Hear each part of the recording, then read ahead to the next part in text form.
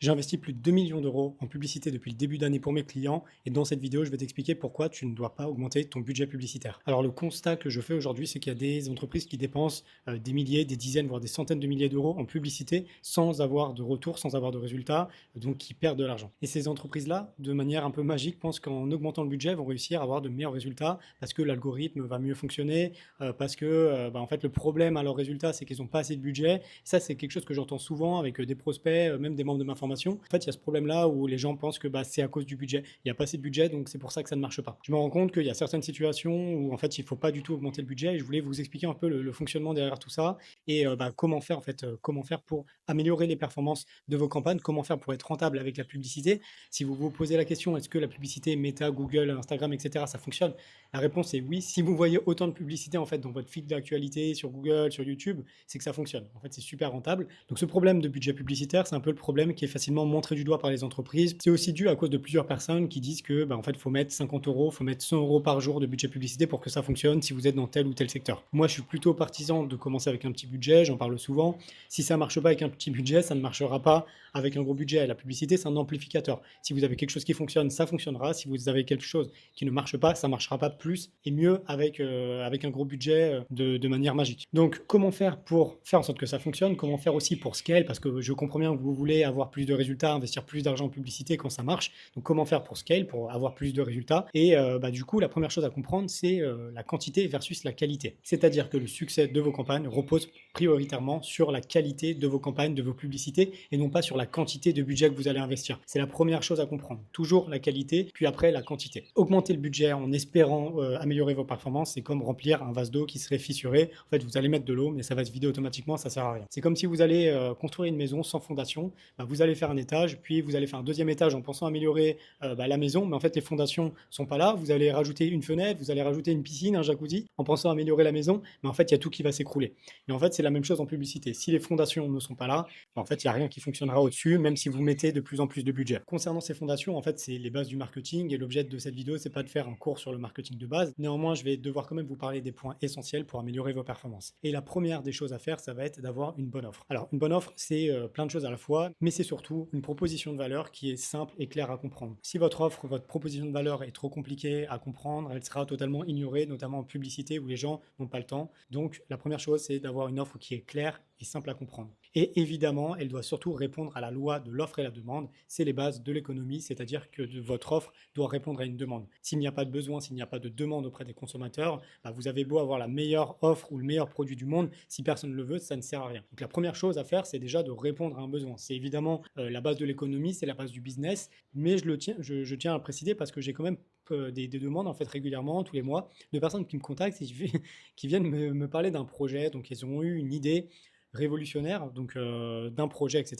Sauf qu'en fait, il n'y a pas de demande. L'idée, elle est peut-être bonne, peut-être pas. Mais en fait, si personne ne la veut, c'est que c'est pas forcément une bonne idée, notamment quand vous n'avez pas de concurrence, à moins d'être totalement dans l'innovation révolutionnaire. Mais dans la majorité des cas, finalement, s'il n'y a pas de demande, c'est que c'est pas forcément une si bonne offre. Donc là-dessus, je ne vais pas vous faire un cours non plus. Il faut essayer de répondre au principe de l'ikigai avec quelque chose dont les personnes ont besoin, quelque chose dans lequel vous êtes bon. Si vous démarrez, vous voulez lancer un nouveau projet, que vous avez un doute, pensez toujours à jeter un œil à la concurrence, peut-être dans d'autres pays, pour savoir si ça se fait à l'étranger ou pas. C'est un bon indicateur du niveau de demande. Mais il ne faut pas tomber trop non plus dans la théorie, dans les business plans, etc. Au bout d'un moment, il faut se confronter à la réalité de marché. Vous avez juste à en parler autour de vous et voir si les gens sont prêts à payer. Et d'ailleurs, pour ça, le meilleur moyen, c'est de facturer une première personne. Pas juste de demander si la personne est prête à payer parce que tout le monde répond oui, mais lorsqu'il faut payer, là, c'est un peu plus compliqué. Donc d'ailleurs, une bonne stratégie publicitaire, c'est peut-être d'investir 20-50 euros de budget publicitaire au début pour tester, pour aller sonder le marché, quitte à perdre cet argent-là, mais comme ça, vous allez tester votre produit, vous faites une publicité, vous voyez si ça prend ou pas. Si les gens sont intéressés, si les gens veulent prendre rendez-vous avec vous, acheter votre produit, etc. Ça, c'est une demande que j'ai souvent des entreprises qui veulent tester un nouveau produit, un nouveau marché. Donc, elles me demandent en fait de piloter ça, de lancer des campagnes pour dans tel pays ou sur tel produit. Comme ça, en fait, on peut juger. Et dans certains cas, ça vaut le coup. Dans certains cas, ça vaut pas le coup. Et en fait, les efforts marketing, le budget va être mis pour un autre produit, pour un autre marché. Et ça, notamment, si vous êtes entrepreneur, vous le savez, votre temps, c'est important. Donc, n'allez pas perdre du temps à travailler des mois sur un produit alors que ça se trouve, il n'y a personne qui le veut. Donc ça, c'était pour le point sur l'offre qui est un des fondamentaux, un des piliers donc, de la réussite, enfin un des piliers de votre stratégie marketing et un des piliers de la réussite de votre entreprise. Et quand vous êtes clair dessus, on peut passer à la partie plus stratégique, business plan, objectif. Il y a beaucoup de gens qui font l'inverse, qui prévoient des business plans, des objectifs sur des années, etc., qui supposent que tel business va fonctionner. Et en fait, il y a des personnes littéralement qui travaillent des années pour s'en rendre compte au final en lançant les publicités ou en se testant, en se confrontant au marché que ça ne fonctionne pas. Donc évitez de faire cette erreur, sauf si c'est un projet passion. Je l'ai fait aussi pour un projet, pour ma formation. J'ai pas sondé le marché, je voulais faire cette formation, j'avais envie de partager ce que j'avais vécu en lançant mon activité. Et donc j'ai voulu faire cette formation, on m'a dit ouais tu devrais sonder le marché. Et en fait, c'était pas important pour moi parce que c'était plutôt un projet passion, je voulais documenter la chose et ça faisait une trace en fait de mon aventure en tant que freelance. Donc en fait ça avait peu d'importance pour moi. Si votre volonté première c'est de gagner de l'argent, là en fait c'est différent, il faudra aller sonder le marché. Donc là on suppose que vous avez votre offre et du coup la seconde partie ça va être en fait d'aller fixer vos objectifs. Quel est votre objectif avec cette activité-là? Pour les objectifs, on parle souvent du framework SMART, spécifique, mesurable, atteignable, réaliste et temporel. Donc spécifique, donc il faut que votre objectif soit vraiment détaillé. C'est pas vous voulez développer votre business. Non, qu'est-ce que vous voulez faire, sur quel canal vous voulez cibler, quelle audience, avec quel canal, comment ça va se traduire, est-ce que c'est un produit, est-ce que c'est un service, etc. etc. Est-ce que c'est mesurable? Lancer son activité en freelance d'ici la fin du mois, ça c'est mesurable. Faire 100 000 euros avec votre business e-commerce d'ici la fin d'année, ça c'est mesurable. Ensuite, est-ce que cet objectif est atteignable? Si vous venez de démarrer, vous voulez faire 10 000, 100 000 euros de chiffre d'affaires d'ici la fin du mois, alors que vous n'avez pas forcément d'expérience au préalable, en fait c'est un peu irréaliste et du coup ça ne va pas fonctionner. Par exemple, un objectif qui n'est pas atteignable, c'est vous dire je vais mettre 1000 euros en publicité ce mois-ci et je vais faire 100 000 euros de chiffre d'affaires. Il y a des personnes qui me contactent qui veulent faire x20, x50. Non, en fait, c'est pas la réalité. Sinon, tout le monde mettrait 1 euro et ressortirait avec 50 euros et après mettrait 1 million d'euros, ferait 50 millions d'euros et on n'en parle plus à la fin de la journée. C'est pas aussi simple que ça. Oui, vous pouvez générer de la rentabilité, de l'argent, etc. et faire croître votre business uniquement grâce à la publicité. Néanmoins, c'est pas magique non plus. Et ça, si vous regardez cette vidéo, vous l'avez sûrement compris, vous êtes en train de le comprendre. On dit souvent qu'on a tendance à surestimer ce qu'on peut faire à court terme et à sous-estimer ce qu'on peut faire à long terme. C'est-à-dire que là, par exemple, dans un mois, dans 3 mois, dans 6 mois, les gens ont des objectifs conséquents. Ils veulent faire 10 000, 100 000, 1 million d'euros. Dans les faits, en fait, ça va être plus compliqué que ça. Par contre, à 1 an, 2 ans, 5 ans, 10 ans, en fait, là, tout de suite, c'est faisable. Et les gens ont tendance à sous-estimer ça et au contraire à surestimer leurs capacités dans l'immédiat. Typiquement, un exemple sur une to-do list, sur les tâches de la journée, les gens ont tendance à lister, ok, je vais faire ça, ça, ça, ça, ça, ça. Il y a 15 tâches, 20 tâches, 50 tâches, et en fait, c'est pas possible. On se rend compte que tu peux faire 2, 3 tâches correctement. Ensuite, pour nos objectifs SMART, il faut qu'ils soient également temporels, c'est-à-dire qu'il va être marqué dans le temps. Par exemple, d'ici à 2 mois, d'ici l'année prochaine, dans 10 ans, dans 1 an, dans une semaine, peu importe, aujourd'hui à 15 heures, mais il faut avoir cette deadline, cette date butoir. En fait, ça va vraiment vous aider à atteindre votre objectif. Maintenant que vous avez défini ces objectifs, on va aller identifier notre cible, notre audience. Qui est-ce qui va consommer nos produits, qui va être client de nos services. Vous allez donc devoir faire des recherches, en fait, étudier votre cible. En marketing, on va parler de persona pour l'analyse en fait du comportement, l'analyse fictive de notre audience pour savoir à qui on va s'adresser. Cette recherche de persona, je sais qu'elle est un peu chiante au début, mais en fait, ça va vous permettre de faire vraiment, d'éviter beaucoup d'erreurs et de gagner beaucoup d'argent. Pas besoin de passer des jours à faire ça, on n'est pas un cabinet d'études de marketing. Néanmoins, passer au moins 1 heure à faire cette étude-là. Aujourd'hui, avec ChatGPT, c'est ultra simple. Avec un prompt ChatGPT, on peut faire l'étude complète du persona et se mettre en fait à la place de la personne, parce que le marketing, c'est ça aussi, se mettre dans les chaussures de la personne pour essayer de comprendre son comportement d'achat, ses envies, ses attentes, ce genre de choses. Donc, faut toujours avoir en tête en fait qui va acheter ça. Typiquement pour des jouets, c'est peut-être plus évident, mais si vous vendez des jouets pour des jouets pour enfants, en fait la cible ça va pas être les enfants évidemment, ça va être les parents des enfants. Donc, il faut avoir conscience de ça. Et par exemple, donc si vous vendez des robes, vous allez cibler les femmes pour la Saint-Valentin. Ça va être une erreur parce qu'en fait pendant la Saint-Valentin, c'est surtout les hommes qui vont acheter des cadeaux, des fleurs, des bijoux pour leurs femmes. Et on a besoin de faire cette étude-là en fait pour se rendre compte de tout ça. Donc c'est pour ça que c'est intéressant de faire ce travail-là. Parfois vous allez savoir, c'est évident, vous allez vous dire pour vendre des tronçonneuses et du gazon, ça va s'adresser à des hommes. Pour vendre des produits de décoration d'intérieur, ça va s'adresser plutôt à des femmes. Là, on se rend compte que les clichés sont vrais, mais par contre, ça vaut le coup en fait d'aller creuser toujours un peu plus pour se rendre compte des subtilités marketing, de notre persona, de notre audience. Un autre exemple, ça serait par exemple les applications de méditation. Vous avez une application pour les gens qui veulent faire de la méditation. En fait, on ne va pas cibler les gens qui ont un intérêt pour le yoga, les profs de yoga, ce genre de choses. En fait, ces gens-là sont déjà au courant de tout ça, de toutes ces solutions. On va aller plutôt cibler des personnes qui sont stressées, qui sont à Paris, dans le métro, à la Défense en train de travailler, dans les bouchons, etc. En fait, vous allez cibler ces personnes-là pour leur proposer, prendre un moment de calme, peut-être dans le métro, télécharger une application, écouter en audio, du coup, je sais pas, une leçon de méditation pour se reposer, pour se relaxer. Ça va être plutôt ça votre cible, plutôt que les gens intéressés par le yoga. Et au contraire, si vous voulez cibler des gens intéressés par le yoga, vous allez peut-être proposer des retraites de yoga, des choses plus avancées. Et vous n'allez pas cibler le prof de yoga qui est perdu dans la montagne et qui fait des retraites en lui proposant une application en fait pour débuter la méditation. Ça n'a pas de sens. Donc toujours prendre en compte ça. Parce qu'en fait, les erreurs de débutants, ça va être de se dire, bon, j'ai une application sur le yoga, je vais cibler sur Facebook Ads intérêt yoga, alors qu'en fait, c'est pas du tout le cas. Et pour ça, de toute façon, soit vous faites votre étude, soit dans tous les cas, il faudra mettre en place des tests. Et c'est pour ça qu'on est là en tant que marketeur, en tant que média buyer, spécialiste en publicité.